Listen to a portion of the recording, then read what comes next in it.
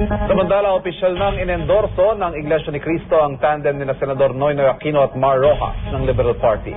Kilala ang Iglesia ni Cristo sa kanilang block voting. Pero ayon sa isang political analyst, hindi ito nangangahulugang sure winner na ang mga napili nilang kandidato. Ito ang News on Q ni Rauna Crisostomo.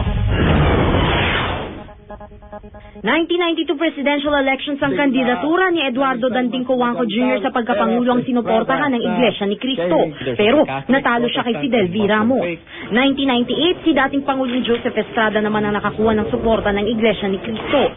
At nitong 2004 presidential elections, si Pangulong Arroyo ang binasbasa ng religious group. Kamakailan umasa si Estrada na muli niyang makukuha ang suporta ng milyong-milyong miyembro ng Iglesia ni Cristo. They never let me. They always carry me. Kaya malaki utang ng loob. Pero kaninang umaga, ang opisyal na inendorso ng INC ay ang tambalang Senador Noynoy Aquino at Senador Mar Rojas.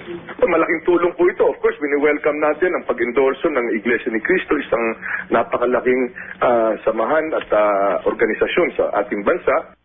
Analysis po ng mga political observers, sila yung may command post talaga. Mga 2 to 3 million ang naidadala po niya.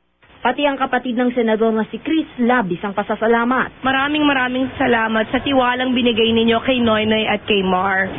Hindi naman solid liberal ang senatorial lineup ng INC. Sa pagkasenador, inendorso ng INC si Congressman Rufy Biazon, Senador Bong Revilla, Senador Pia Cayetano, Senadora Miriam Defensor Santiago, dating Senador Franklin Drilon, Senate President Juan Ponce Enrile, pati sina Senador Jinggoy Estrada, Congressman T.G. Gingona, Senador Lito Lapid, Congressman Bongbong Marcos, dating Senador Ralph Recto at dating Senador Tito Soto. Nakasaad sa press statement ng Iglesia ni Cristo na maraming mahalagang bagay ang sinaalang-alang sa pagbuo ng desisyon. May kalakipang panalangin ng masusing pagpili sa mga kandidato. Paliwanag ng isang political analyst, di na bago sa mga politiko sa bansa na ligawan ng mga religious group. Whatever it is, no? Whether it's 6 million, whether it's 500,000, 500,000 is 500,000. End of story. You know, in any democracy kasi it's one person, one vote.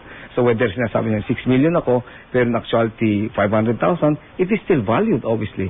Pero ang pag-endorso ng mga religious group, di raw nangangahulugan ng siguradong pagkapanalo ng mga piniling kandidato. Yung mga kasi it will almost ensure some kind of margin. But no, certainly, sa ating bansa, as you know, there's nothing sure shot in this country. No?